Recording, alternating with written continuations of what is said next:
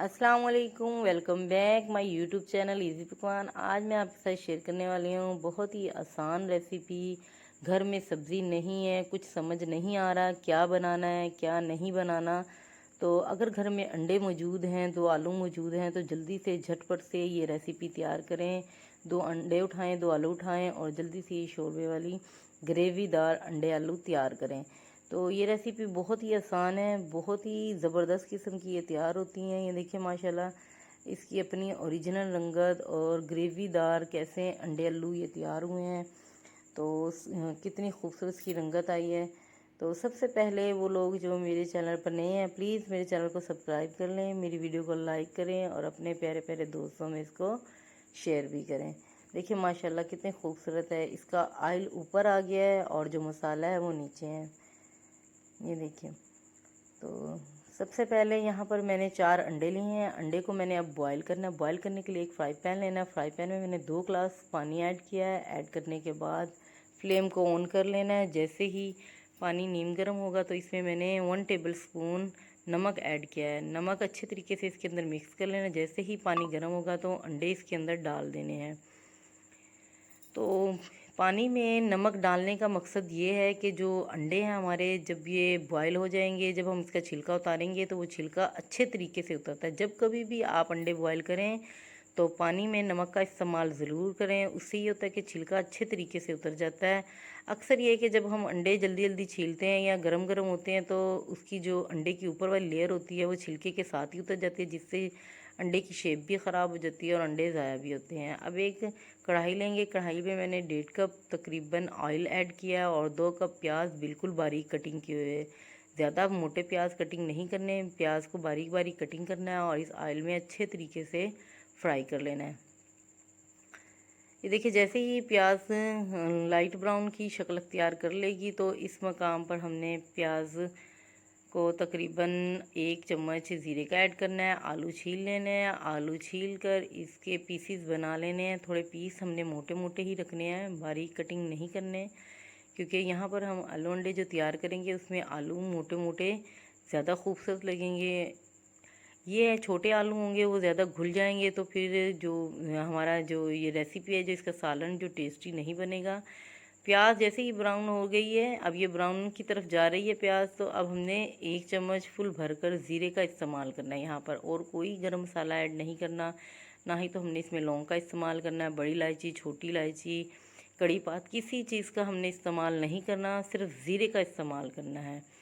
ज़ीरे का इस्तेमाल करेंगे। जैसे ही ये प्याज लाइट ब्राउन होगी, ये अब इसको सिर्फ 30 सेकंड के लिए हमने हिलाना है। प्याज ब्राउन हो गई है। अब यहाँ पर हमने आलू जो कटिंग किए थे उसको डालकर अच्छे तरीके से इसको फ्राई कर लेना है। आलू ऑयल में फ्राई करने का एक फ़ायदा तो ये होगा कि आलू 30% गल जाएंगे इसमें, और जो प्याज होगी वो भी हमारी सॉफ्ट हो जाएगी और थोड़ी सी ये भी घुल जाएगी। क्योंकि हमने यहाँ पर प्याज को ग्राइंडर नहीं किया, प्याज ब्राउन करने के बाद आलू फ्राई किए हैं इसमें, और प्याज को निकालना भी नहीं। अगर आप चाहें तो प्याज निकाल कर अलहदा से इसको पीस लें, पीस कर फिर इन आलूओं में इसको मिक्स कर लें। लेकिन बेहतर ये होगा कि आप जो अंडे तैयार करें वो इस तरीके से तैयार करें, इस तरीके से बहुत टेस्टी बनेंगे।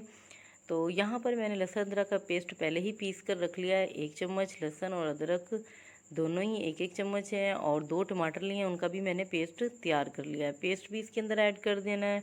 अब यहाँ पर 1 टेबल स्पून नमक ऐड करनी है, और 1 टेबल स्पून यहाँ पर सुरख मिर्च पाउडर, हाफ़ टेबल स्पून हल्दी, 1 टेबल स्पून खुश्क धनिया पाउडर, और 1 टेबल स्पून यहाँ पर मैंने इसमें मेथी का इस्तेमाल किया है। मेथी के इस्तेमाल से इसकी जो खुशबू है बहुत ही ज़बरदस्त किस्म की बनेगी।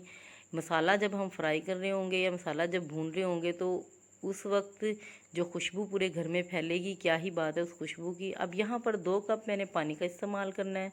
2 कप पानी डालकर इसको अच्छे तरीके से मिक्स करना है। मिक्स करने के बाद इसको कवर लगाकर 5 मिनट के लिए हमने मीडियम फ्लेम पर रख देना है। मीडियम फ्लेम पर रख दिए हैं, और दूसरी तरफ जो अंडे हैं वो हमारे बॉईल हो गए हैं, उसको छुरी की मदद से ऐसे कटिंग कर लेंगे। एक एक अंडे में से 4 या 5-5 पीसीस बना लेंगे। दूसरा आप इस तरीके से भी इसको कटिंग कर सकते हैं। देखिए, 4 या 5 पीसीस बना लें इसके। अगर आप फैमिली ज़्यादा हैं तो आप ज़्यादा अंडों का इस्तेमाल कर लें, कम फैमिली तो कम का। यहाँ पर आलू मैंने तकरीबन 500 ग्राम लिए थे और 4 अंडे का इस्तेमाल किया।